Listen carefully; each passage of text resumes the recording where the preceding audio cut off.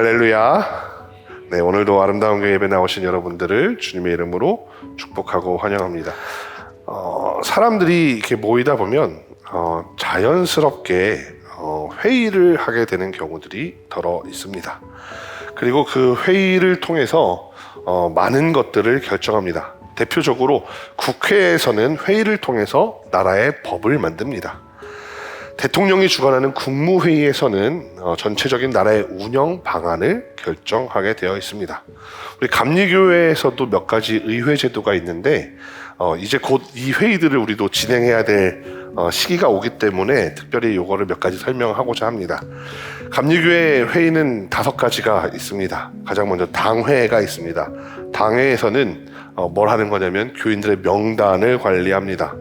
집사, 권사 등 임원을 선출하기도 하고요. 장로를 선출해서 장로는 지방회에서 이제 인준을 받아야 되기 때문에 지방회로 천거하는 역할을 합니다.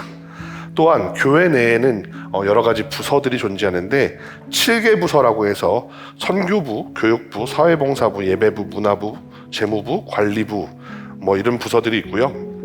그 외에도 무슨 회로 붙이는 게 있죠. 청년회, 청장년회 이런 그런 특별 부서들의 보고를 받습니다. 그리고 그 당회는 그 교회 성도들, 특별히 이제 성인이 된 성도들 해서 입교인들이 함께 모여서 회원이 되어서 회의를 진행하게 됩니다. 당회 다음으로는 구역회가 있는데 구역회에서는 교회의 인사 문제를 다룹니다. 예를 들어서 목회자의 임면이라든지 파송 문제라든지 또한 재정, 예산에 대한 것들을 결정합니다. 1년의 수입 지출을 보고하고 또 신년의 예산을 확정하며 교회의 부동산과 관련된 것들 또한 구역회에서 정리합니다. 이래서 당회는 11월, 12월 중에 이제 하게 되고 이 구역회는 12월부터 지방회가 있기 전 2월 초까지 진행하는 경우들이 있습니다. 구역회는 소속 지방회에 감리사가 의장이 됩니다. 저희끼리 마음대로 하는 게 아니에요. 우리 교회 상황을 결정하지만 우리 교회를 감독할 권한이 있는 사람이 와서 이제 그 회의를 진행하게 됩니다. 그래서 우리끼리 그냥 짬짬이로 이렇게 해서 돈을 이렇게 씁시다 저렇게 씁시다가 아니라 다른 사람들의 지도 아래 외부에서도 사람이 와서 같이 들여다보고 이거는 이렇게 하는 게 좋지 않을까요? 의견도 좀 들어보고 우리 사정도 이야기하면서 그렇게 해서 회의를 합니다. 이 이상으로는 개교회 단위를 넘어서는 지방회가 있고요. 그 다음에 지방회가 또 한 20개, 30개 정도가 모이는 연회가 있습니다. 연회가 또 몇 개 이상 모이는 총회가 있습니다. 그래서 감리교회 5개의 회의가 당회, 구역회, 지방회, 연회, 총회가 됩니다. 그런데 어떤 회의를 하든지 중요하다라고 생각하는 것이 하나 있습니다. 여러분은 회의할 때 뭐가 제일 중요하다고 생각하나요? 회의할 때 제일 중요한 거 어떤 거라고 생각할까요? 네? 의장. 또 어떤 게 또 중요할까요? 의장 중요하죠. 의장이 방망이를 두드려야만 모든 게 통과가 되는 거죠. 또 하나 이제 중요하다고 생각하는 건 이런 것들이 있을 겁니다. 정족수. 그 회의에 정족수가 다 채워지지 않으면 안 된다라는 것도 있습니다.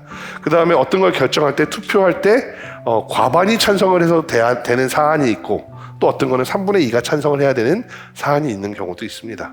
그래서 그런 것들을 중요하게 생각하시는 분들도 있죠.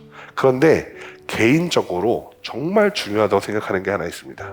그게 뭐냐면 바로 서기입니다.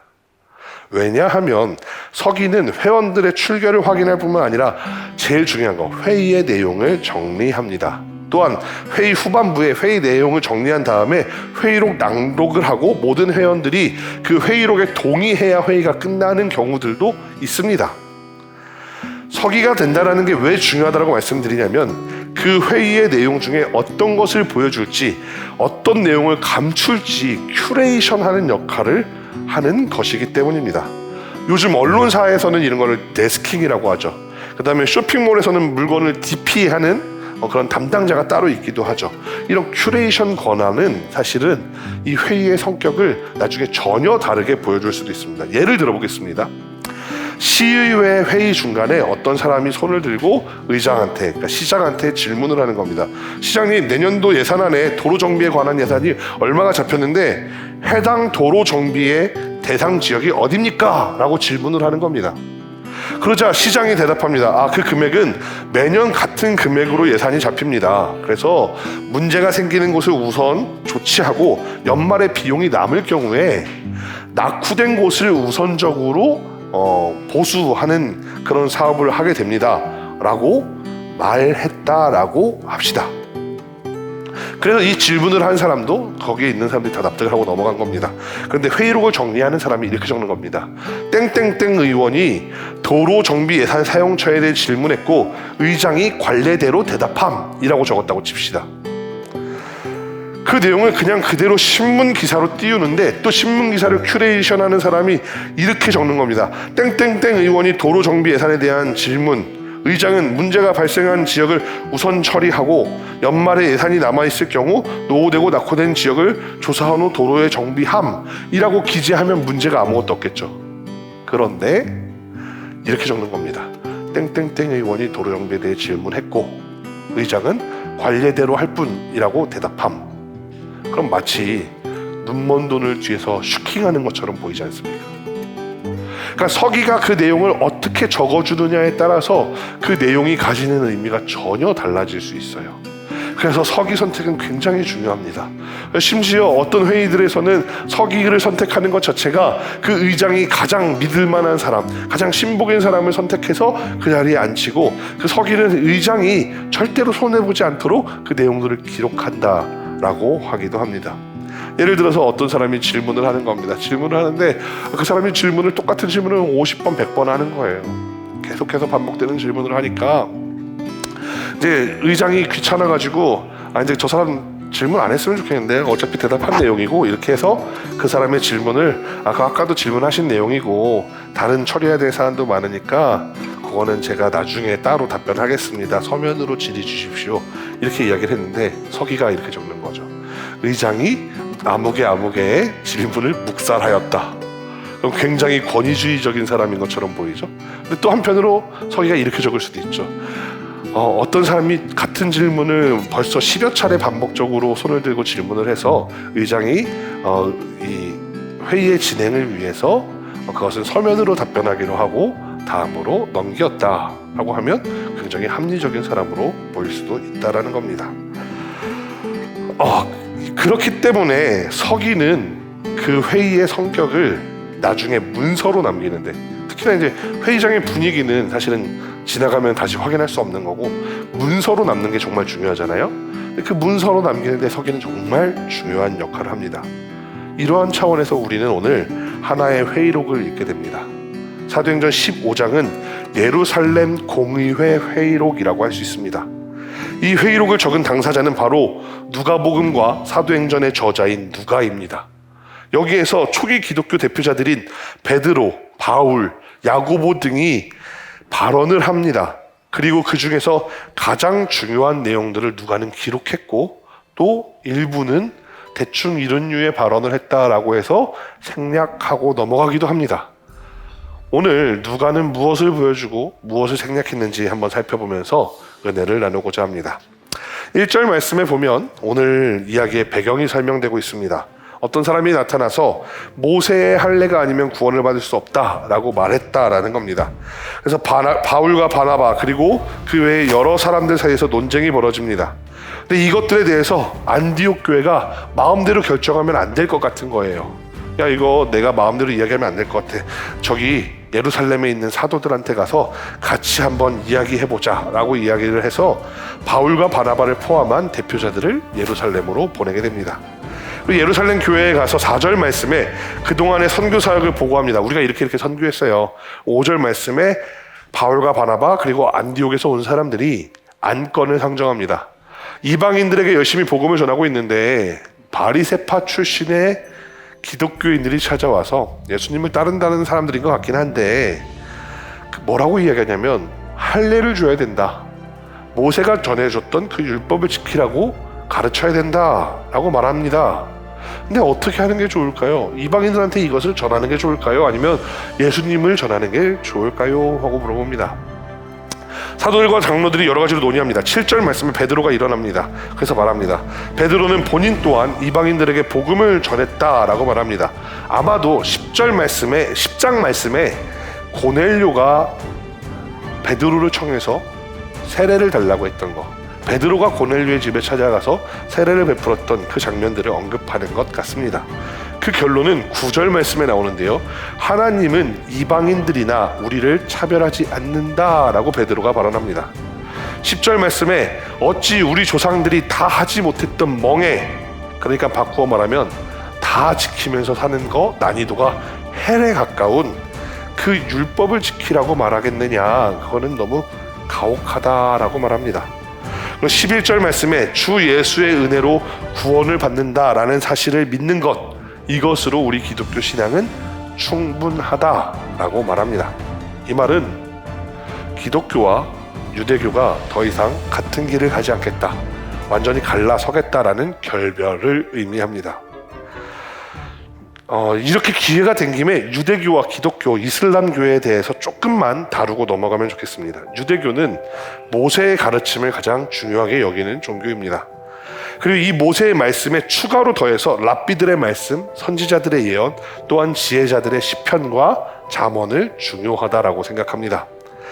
그 중에서도 가장 중요하다라고 생각하는 것을 하나 꼽으라면 단연 모세의 가르침이 가장 중요하다라고 말할 겁니다. 이는 현대 기독교에서도 비슷한 맥락이 있습니다. 구약 중에서 만약 구약으로만 가장 중요한 말씀을 골라보라고 한다면 대부분 모세 오경 중에서 고르게 됩니다. 이 말은 사무엘이나 역대서 그 외의 예언서들이 중요하지 않다라는 게 아니라 모세의 가르침이 그 모든 이야기들의 대원칙이 될 수 있다라는 겁니다. 예를 들어 이런 겁니다. 정리하는 사람에 따라 다르겠지만 모세 오경의 대원칙을 하나님을 사랑하고 그런 쉐마의 말씀이라고 해보겠습니다. 쉐마의 말씀은 이런 거죠. 내 마음을 다하고 뜻을 다하고 힘을 다하여 내 하나님 여호와를 사랑하라. 이거를 만약에 대원칙으로 삼잖아요. 그러면 이 말씀을 중심으로 나머지 모든 말씀을 다 해석할 수가 있다는 겁니다. 하나님만 사랑하라고 했는데 이방신들을 섬기다가 어려움에 빠지게 된 사사기, 역대상하, 열왕기상하. 하나님만 사랑하라고 했는데 이방신들을 섬기다가 결국 망해버린 이스라엘을 향해 예언자들이 예언하는 내용들, 느헤미야, 이사야, 다니엘 등. 하나님만 사랑을 하라고 했는데 그의 표본이 되고 모범이 될 수 있는 시편, 하나님만 사랑을 하라고 했는데 그 외에 이 세상의 것들은 아무 의미 없다고 말하는 허무주의로 보일 수 있는 전도서. 이런 식으로 생각하기 때문에 모세가 가장 중요하다고 생각을 하는 겁니다. 그런데 기독교는 조금 다르죠. 하나님 본인이 육신을 입고 이 땅에 오셨습니다. 예를 들어 이런 거랑 똑같은 거예요. 우리가 개미들한테 말을 해주고 싶은 거예요. 개미들아, 야 그쪽에 가면은 사마귀가 너를 기다리고 있어. 그쪽에 가면 거미가 너 잡아먹으려고 그러고 있어. 그쪽으로 가면 안 되라고 말해주고 싶은데 개미들이 인간의 말을 알아듣나요? 거기를 막으려고 해도 개미들은 줄지어서 돌아서 거기 가려고 하죠. 그러니까 안 되겠다 해서 내가 과학적으로 개발해서 개미로 변신하는 장치를 만든 다음에 개미로 변신해서 개미들한테 가서 야 거기에 사막이 있다니까 내가 가봤어. 그리고 가장 먼저 그 거미 앞에 가서 내가 먼저 죽는 모습을 보여주면서 얘들아 일로 오지 마. 이런 것과 똑같은 거예요. 예수님의 역할을 비유하는 게 좀 불경하다고 생각하시는 분들도 있을 수 있지만 어쨌든 그런 겁니다. 그렇게 하나님이 직접 오셔서 그걸 알려주셨기 때문에 이 사람들이 모세를 통해서 배운 것들을 시간이 1000년, 1500년 지나고 나니까 문자적으로만 이해하고 있었어요. 뭐 안식일에 일하면 안 돼? 사실은 안식일에 일하지 말라는 내용이 하나님을 사랑하라는 내용인데 하나님을 사랑하는 것은 잊어버리고 안식일에 일하는 놈들이 있는지 눈에 불을 켜고 찾는 사람들이 있는 거예요. 그러니까 이제 예수님이 오셔서 야 그렇게 하면 안 돼. 그게 아니야 하고 그 뜻을 다시 해석해 주는 거예요. 그래서 이것들을 다 해석해주고 나니까 정말 중요한 건 뭐냐면 하나님을 사랑하고 이웃을 사랑하는 거야 이렇게 알려주신 거예요. 그래서 기독교를 믿는 사람들은 모세보다 예수님을 훨씬 더 중요하게 생각하는 게 바로 기독교죠. 그 중에서 개신교회는 오직 예수님만 그 신적인 능력과 그 다음에 천국에서의 그런 것들을 보장할 수 있다고 생각을 하는데 카톨릭은 그 역사와 전통 사이에서 성모 마리아를 비롯한 여러 성인들이 우리의 기도를 듣고 대신 하나님께 탈원해 줄 수 있다고 생각하는 부분이 조금 다르긴 해요.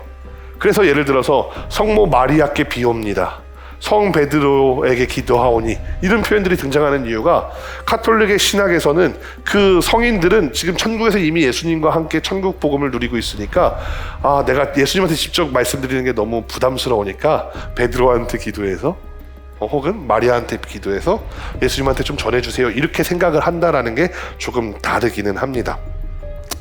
이왕 이야기한 김에 이슬람에 대해서도 조금 이야기해 볼게요. 이슬람은 의외로 예수님을 인정합니다. 예수님이 승천하셨다라는 사실을 인정합니다. 근데 뭘 인정하지 않냐면 예수님이 십자가에 못 박히셨다는 사실을 인정하지 않습니다. 예수님은 십자가에 못 박은 걸로 니네가 착각하지, 그거 니네들이 착각하는 거야. 예수님은 그렇게 지지 않아. 하나님이 보낸 사람은 그렇게 죽지 않아. 그래서 그렇게 십자가에 너네들이 못 박았다고 생각했지만 그는 십자가에 못 박힌 적도 없고 사형당한 적도 없어. 그래서 하나님이 천국으로 올리셨어 라고 생각을 합니다. 그리고 이슬람에서 진짜 우리가 잘 모르는 부분이 하나 있는데, 마지막 날에 종말의 때가 오면 예수님이 재림하실 거라고 믿어요. 이슬람 사람들이 실제로 그렇게 믿어요. 그런데 이 사람들이 믿는 게 한 가지가 더 있어요. 뭐냐면 무함마드는 예수님과 동급 혹은 그 이상의 선지자라고 믿어요. 무함마드가 예수님보다 뛰어날 수도 있다고 생각을 하는데, 그건 왜냐면 무함마드는 기적을 베푼 적이 한 번도 없는데, 무함마드는 우리에게 영원히 남을 수 있는 꾸란을 적어서 기록해주고 간 사람이라고 생각을 해요. 그러니까 다시 모세의 모멘텀으로 돌아가는 건데, 그 사람들은 그럼에도 불구하고 무함마드가 예수님보다 뛰어나다고 믿어요. 또 한편으로 글로 남겨줬으니까, 또 2000년이라는 시간이 지났으니까, 사실은 한 1300년, 1400년 지났으니까 모세로부터 바리새인들이 오해했던 것처럼 지금 무함마드의 가르침을 똑같이 오해하는 사람들이 있어요. 이슬람 극단주의자들, 적혀있는 글자 그대로 믿으려고 하는 사람들. 그래서 그 극단주의자들이 있다 보니까 반면에 또 이런 사람들이 있어요. 이슬람 중에서 내가 이슬람이 단 줄 알았는데 저 기독교 사람들 보니까 우리 이슬람이 가르치는 거랑 비슷한 부분도 있고, 또 한편으로 우리처럼 극단주의자들이 좀 기독교에는 정례하면서 이슬람에서 기독교로 개종하는 사람들도 더러더러 생겨나고 있는 것이 사실입니다. 어찌됐건 다시 앞으로 돌아가 모세를 중요시하는 유대교와 기독교, 예수님을 중요시하는 기독교가 오늘 이 베드로의 발언으로부터 갈라지기 시작합니다. 이 갈라서는데 여기에 세워지는 원칙들이 어쩌면 오늘 누가가 알려주고 싶은 가장 중요한 거일지도 모릅니다. 베드로가 말하죠. 베드로가 뭐라고 말하냐? 오직 예수님의 은혜로만 구원받는다, 그것만 가르치면 충분할 것 같다라고 이야기하는 겁니다. 나를 위해 생명 바쳐주신 예수님을 믿고 또한 그분이 살았던 것처럼 내가 살아가는 것만으로도 모세의 가르침을 다 설명하고도 남는다, 이렇게 말하는 것과 다름없습니다. 베드로의 이런 선언 이후에 12절 말씀에 바울과 바나바가 선교 사역에 대한 것, 특히나 표적과 기사에 대한 것을 말합니다. 어쩌면 예수님이 충분하다는 베드로의 말에 실제 사례들을 선교적 사안과 연관지어 말하고 있다, 보고하고 있다라고 볼 수 있습니다. 이 내용은 오늘 본문에서 구체적으로 언급되고 있지는 않지만 지난 몇 주간 우리가 나누었던 바울과 바나바의 전도 여행에 대한 내용이라고 상상해 볼 수 있습니다. 그런데 13절 말씀에 바울과 바나바의 이야기를 듣고 있던 사람 중 하나, 야고보가 일어나서 이야기합니다. 여기에 나오는 야고보는 예수님의 동생 야고보입니다. 우리가 읽고 있는 성경의 야고보서를 기록한 저자이기도 합니다. 이 야고보의 발언 내용이 정말로 또 중요합니다. 야고보는 시므온의 발언에 대해서 이야기합니다. 여기서 말하는 시므온이라는 사람은 베드로를 말합니다. 우리가 시몬 베드로라고 하기 때문에 여기 시몬, 옛날 이름을 부르고 있는 겁니다. 야고보 왈 시므온이 먼저, 베드로가 먼저 하나님께서 이방인을 부르셨다라고 말했다. 이전에 유대인들과 유대교의 관점에서 절대로 하나님을 믿지 못할 거라고 생각했던 그 이방인들, 심지어 율법도 지키지 않고 할례도 행하지 않던 그 이방인들에게 하나님이 역사하셨다라는 사실을 베드로가 말했는데 15절 말씀에 이거는 사실 베드로의 말도 맞지만 이미 선지자를 통해 예언돼 있었던 거야. 그러니까 우리가 얘기하는 게 그냥 우리 생각으로 허무맹랑한 이야기를 하는 게 아니라 선지자의 말씀에 이미 다 있었던 거야 라고 이야기를 합니다. 어쩌면 베드로나 바울, 바나바의 이야기는 경험담입니다. 그런데 야고보는 성경의 근거를 이야기해 주는 겁니다. 말씀에 그 근거가 있다는 겁니다. 야고보가 16절에서 18절 말씀에 이야기하고 있는 그 내용이 바로 아모스 9장 11절에서 12절 말씀입니다. 아모스 선지자는 예루살렘 공의회가 열리기 전 약 700년 전, 750년 전에 살았던 사람입니다. 하나님께서 이방인들에게 구원의 길을 열어주신다는 내용이 이미 700년 전에 예언되어 있었다라는 것을 야고보가 이야기해 주는 겁니다. 그러니까 바울이 말하는 것, 베드로가 말하는 이방인의 구원의 역사가 그냥 몇 사람의 체험으로서 이 사람들이 경험한 것을 지금 고백하는 걸로 끝나는 게 아니라 이미 성경에 근거가 있고 하나님이 이미 그것을 예언해 주셨다. 그 일이 성취된 것이지 우리의 그냥 개인적인 판단이 아니다라고 이야기를 하고 있습니다. 이어서 야고보는 베드로의 결단에 몇 가지를 추가했으면 좋겠다라고 이야기합니다. 그게 바로 19절에서 21절 말씀입니다. 첫 번째로 이방인들에게 율법의 규례나 할례를 강요하지 말자. 요거는 베드로가 했던 이야기랑 똑같죠. 유대인들의 율법, 규례, 할례는 믿음을 가지려고 하는 이방인들을 괴롭히고 있다라고 말합니다.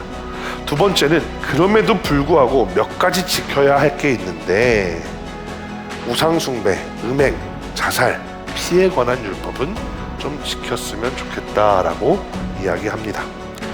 21절에 보니까 모세를 전하는 자들이 있다라고 말합니다. 이는 모세를 전하는 자들의 눈치를 보자는 이야기가 아닙니다. 초기 기독교 안에서도 모세의 율법을 지키라는 가르침을 얘기하는 사람들이 있었습니다. 근데 이 사람들이 예수님을 부정하느냐? 그럼 그게 아니에요. 예수님을 이야기하다 보니까, 예수님의 율법을 가르치다 보니까 모세를 인용해서 가르치는 게 훨씬 유리한 경우들도 있는 겁니다. 예수님이 이 말했어. 이게 너네 봐봐. 모세가 이렇게 얘기했던 거랑 똑같잖아. 하나님을 사랑하고 이웃을 사랑하라는 말은 그런 의미하면서 모세를 인용해서 가르치는 사람도 있었는데 그 사람들에게 야 이거 잘못됐어 라고 그냥 앞으로 모세 얘기 꺼내지도 마 하면 그 순간부터 반대로 유대인 출신들에게 복음이 들어갔는데 걸림돌이 되니까 모세에 대해서도 좀 가르칠 게 필요합니다 라고 말하는 겁니다. 예를 들어보겠습니다. 어떤 믿음을 가진 분들 중에 바울의 로마서 3장이나 8장에 예수님을 믿기만 하면 구원받는다라고 하는 말씀을 엄청나게 좋아하시는 분들이 있습니다. 그래서 그 이야기, 예수님을 믿기만 하면 구원받습니다 라고 이야기하다 보니까 어떤 문제가 생기냐면 다른 삶이 개판이어도, 내 삶이 개차반이어도 예수님을 믿는다라고 말만 하면 내가 천국 갈 수 있다라는 그런 인식들이 생기죠. 기독교는 그런 걸 말하지는 않습니다. 기독교는 예수님을 만나서 개차반이었던 내 삶이 변화돼야 된다고 말하는 종교입니다. 그래서 로마서를 막상 다 읽어보면 어떤 걸 읽게 되냐면 나중에 보니까 그들의 삶에서, 예수님을 믿는 사람들의 삶에서 어떤 열매가 맺어야 되는지 나오기도 한다는 거죠. 마찬가지입니다. 예수님만 이야기하다 보면 예수님은 맞고 모세가 틀렸어라고 이야기를 하다 보면 나중에 예수님이 모세랑 비슷한 이야기도 하기도 했는데 이런 부분들이 생길 수가 있는 거예요. 그러니까 모세가 틀렸다고 말하지 말고 예수님의 가르침 중에서 우리가 이걸 엑기스를 뽑아서 특히 모세의 것을 인용할 것이 있으면 그걸 좀 뽑아서 가르치면 좋겠다라고 이야기하는 겁니다. 그 중에서 한 가지가 바로 우상을 섬기지 말아라. 예수님 한 분이면 충분하다. 여러 우상에 기웃거리지 말아라 입니다. 둘째가 음행하지 말아라 입니다. 사실 여기서 말하는 음행은 그냥 음란한 행위를 말하는 것이 아닙니다. 우상숭배라는 말과 짝말이 있다면 바로 이 음행입니다. 왜냐하면 고대 여러 신전들에 가보면 신전에서 제사를 하고 난 다음에 그 신전에 있는 신전창기와 함께 음란한 짓을 벌이는, 그러니까 난교를 벌이면서 이게 신이 주시는 쾌락이라고 말하는 그런 신전들이 너무나도 많았습니다. 그러니까 이 음행을 하지 말라는 말과 이 이방 우상을 섬기지 말라는 말은 같이 연관되는 표현입니다. 세 번째로 목매어 죽인 것을 멀리하라. 그러니까 어떤 것을 죽일 때 동물들을 예를 들어서 우리가 먹으려고 도살할 때도 목매달아 죽이지는 말아라. 교살하지는 말고 이거를 정해진 순서대로 잘 도살을 해야 된다. 네 번째는 피를 멀리하라. 근데 이 또 세 번째, 네 번째가 같은 짝말이고 같은 내용입니다. 그것은 바로 생명 중시 사상입니다.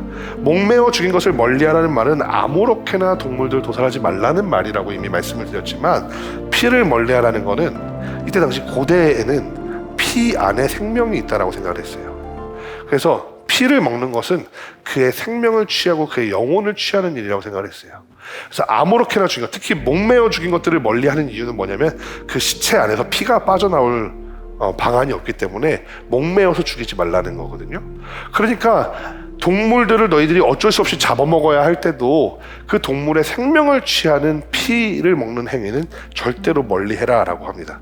어떤 목사님들은 이 부분 가지고 그래서 우리나라는 선짓국을 먹는데 그거 안 됩니다. 육회를 먹을 때도 그냥 막 핏물 떨어지면 안 됩니다. 스테이크 먹을 때도 적어도 웰던 이상으로 드세요. 이렇게 이야기하시는 분들이 있는데 다 말도 안 되는 소리고요. 사실 그런 의미가 아니고 이때 당시 사상 속에 생명을 빼앗는 행위, 생명까지 다 취하는, 얘의 영혼까지도 내가 다 쪽쪽 빨아먹는 행위가 바로 피를 함께 먹는 거였기 때문에 그거 하지 말자, 생명을 존중하자라는 표현입니다. 이거를 예수님의 표현에 맞게 생각을 하면 하나님을 사랑하고 모든 생명을 존중해라. 오늘날 우리 시대에 맞게 표현을 하면은 하나님을 사랑하고 이 생명들, 그다음에 온 지구적인 그런 하나님의 복음을 생각해봐라 라고 할 수도 있습니다. 요즘에 환경오염 문제에 대해서 신학자들도 꽤 많은 발언을 쏟아냅니다. 그래서 우리가 하나님이 주신 이 자연을 아름답게 잘 관리해야 된다라고 주장하는 신학자들도 있어요. 그러니까 한편으로는 이 목매어 죽인 거, 피를 멀리하라라는 거, 오늘날처럼 확대되는 세상으로는 우리가 하나님을 사랑하고 이 모든 자연, 하나님이 주신 것들을 존중하면서 아름답게 잘 가꾸면서 살아야 돼, 이런 표현이라고 생각할 수 있다라는 겁니다. 이 말씀을 오늘날 우리 시대에 한번 적용해서 상상해 보면 좋겠습니다. 오늘날 교회 안에도 여러 가지 율법이 존재합니다. 예를 들어 생각해 봅시다. 우리가 서울에 있는 어떤 교회처럼, 인천에 있는 어떤 교회처럼 100년 이상 된 역사를 가지고 있다고 상상해 봅시다. 그 교회는 그 교회에 날 때부터 다니시면서 지금 70살을 먹어서 내년에 은퇴를 앞둔 장로님이 계시다고 가정해 봅시다. 그런데 그 교회에 또 이제 고지식한 목사님도 있고요. 그런데 우리가 교회에 오면서 반바지를 입고 양말도 신지 않은 채 슬리퍼를 신고 온다면, 모자를 쓰고 온다면 그 장로님이나 목사님들 뭐라고 말할까요? 저는 그 교회들을 비난할 생각은 없습니다. 그 교회에 다니기로 한 사람들은 그 교회의 문화에 맞추어야 합니다. 로마에 가면 로마법을 따르라는 명언들처럼 말입니다. 특히나 그들이 가지고 있는 그 문화는 예수님을 사랑하는 것을 몸과 마음으로, 그리고 표면적으로 보여지는 모든 것을 동원해서 예수님을 사랑하고 존중한다는 것을 표현하려는 시도입니다. 그 문화의 중심에 예수님의 사랑, 예수님을 사랑하려고 하는 마음이 있기 때문에 그들이 잘못됐다라고 말하려는 마음은 없습니다. 그러나 그 문화 때문에 예수님을 믿지 못하는 사람들이 있을 수 있습니다. 나는 주일날 맨날 회사 다닐 때도 깔끔하게 하고 다니고 이래야 돼서 너무 힘들고, 그런데 주일날 좀 편하게 오면 안 돼? 난 그런 교회가 좀 있었으면 좋겠어. 저기 갔더니 장로님이 뭐라고 하네? 저기 갔더니 목사님이 뭐라고 하네? 저기 갔더니 할머니 권사님이 나를 뒤에, 내가 지나가는데 뒤에서 찌찌찌 혀를 차네? 난 저런 교회 말고 조금 더 개방적인 교회 다니고 싶어 하는 사람들이 있을 수 있겠죠. 그러니까 또 그런 사람들을 위한 교회 또한 필요하다라고 생각을 합니다. 바꾸어 말하면 모든 교회가 어느 한쪽으로 치우쳐서는 안 됩니다. 내가 조금 개방적이라고 해서 보수적인 사람들을 욕해서도 안 됩니다. 또 그런 신앙이 필요한 사람들이 있어요. 내가 보수적이라고 해서 또 개방적인 사람들을 욕해서는 안 됩니다. 또 그런 교회가 필요한 사람들이 있다는 거죠. 각자의 자리에서 그들의 방식대로 최선을 다해 하나님과 예수님을 사랑하고 성령님의 인도하심을 받아 이웃을 사랑하는 것을 배우고 실천할 수 있는 모양의 교회들이 되어야만 합니다. 그래서 방금도 말씀드렸지만 전통을 사수하는 교회와 개혁적이고 개방적인 교회가 공존해야 한다는 겁니다. 그러나 그 교회의 모습이 전통적이든 그렇지 않든 반드시 지켜야 하는 것이 하나 있습니다. 그게 뭐냐면 우상을 멀리하고, 바꿔 말하면 하나님만 사랑하고, 그리고 생명을 중시하는 삶, 내 이웃을 사랑하는 삶, 그러한 가르침이 그 교회 안에 반드시 존재해야 된다는 겁니다. 야고보의 말은 그 표현 방식은 조금 다르지만 예수님의 말, 하나님을 사랑하고 내 이웃을 사랑하라 라는 것과 같습니다. 모세의 방식으로 그것을 표현했던 것이라고 할 수 있습니다. 말씀을 정리해 보겠습니다. 서두에 이야기했던 회의에 대한 내용을 한번 떠올려 보면 좋겠습니다. 누가라는 사람이 오늘 이 예루살렘 공의의 회의록을 적으면서 우리에게 무엇을 전하려고 했는지 한번 생각해 볼 필요가 있습니다. 누가는 베드로나 바울의 기적을 전하려 하지 않았습니다. 이방인들이 어떻게 돌아왔다라는 내용을 굳이 한 번 더 언급하려 하지 않았습니다. 앞서서 언급했기 때문에 누가가 이 이야기를 생략했을까요? 그렇지 않습니다. 누가가 예를 들어서 이런 겁니다. 바울의 회심에 관해서는 사도행전 9장에서도 나오고요, 22장에서도 나오고요, 26장에서도 나옵니다. 다메섹으로 가던 그 도상에서 하늘에서 예수님이 나를 불러오면서 야 바울아 내가 어찌하여 나를 핍박하느냐, 나는 네가 핍박하는 예수라 하는 그 음성을 내가 듣고 예수님을 만났습니다라고 바울이 고백하는 내용을 3번이나 누가는 기록합니다. 사실은 그 전에도 그냥 바울이 누구에게 다메섹 도상에서 예수를 만났던 것에 대해서 설명했다 이렇게 한 절로 퉁치고 지나갈 수 있는 내용들을 굳이 바울의 발언들을 다 실어주고 있습니다. 그런데 오늘 누가는 의도적으로 바울의 전도 내용과 베드로의 전도 내용을 생략합니다. 베드로가 고넬료를 전도한 것, 바울이 루스드라에서 전도한 것, 특히 걷지 못했던 자를 일으켰던 그런 기적에 대해서 언급하지 않고 그것보다 더 중요하다고 생각하는 것들을 기록하고 있습니다. 그것이 무엇이냐 하면 앞서서도 이야기했듯이 우리의 믿음의 형태가 누군가 새로 예수님을 믿으려고 할 때 걸림돌이 되어서는 안 된다. 그게 첫 번째고요. 두 번째는 우리가 그럼에도 불구하고 교회가 가르쳐야 되는 핵심은 예수님만으로 충분하다. 그리고 세 번째는 하나님을 사랑하고 이웃을 사랑하라. 이 3가지를 오늘 누가는 이 예루살렘 공의회에서 기록하고 있습니다. 오늘날 우리 믿음에 대해서도 마찬가지입니다. 기적, 축복 중요합니다. 놀라운 부흥의 역사 중요합니다. 그러나 오늘 누가가 꼭 전하고 싶었던 이야기, 그것을 위해서 그런 것들을 생략하는 것처럼 어쩌면 우리 삶에 기적보다도 축복보다도 더 중요한 게 있을지도 모릅니다. 그것은 뭐냐면 우리가 하나님만을 사랑해야 된다. 예수님이면 충분하다. 그리고 하나님을 사랑하고 이웃을 사랑해야 된다. 이런 것들을 우리가 알아야 하고 배워야 하고 깨달아야 하고 또한 믿어져야 한다라는 사실입니다. 믿음이라는 것을 무엇이냐라고 정의한다라고 할 때 어쩌면 기적은 부차적인 것일 수도 있습니다. 축복은 부차적인 것일 수도 있습니다.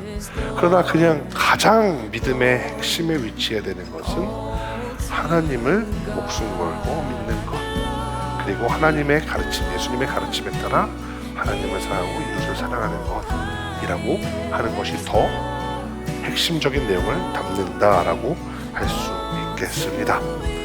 물론 여러분들의 어려움, 그런 아픔, 고통을 하나님이 외면하고 그런 가르침만 따라라 이런 이야기가 아닙니다. 기적이나 축복, 부흥이 없어도 된다는 이야기가 아닙니다. 가장 우선해야 되는 가치가 무엇이냐라는 것을 이야기하고 있는 겁니다. 그 이야기를 하기 위해서 누가는 오늘 본문을 위와 같이 큐레이션하고 있습니다. 우리도 우선순위를 생각해 봅시다. 기적을 위해, 축복을 위해 신앙생활하는 것이 아니라 하나님만을 사랑하고 이웃을 사랑하는 삶을 살아내기 위해 신앙생활하는 우리가 되기를 간절히 소망합니다. 기도하겠습니다.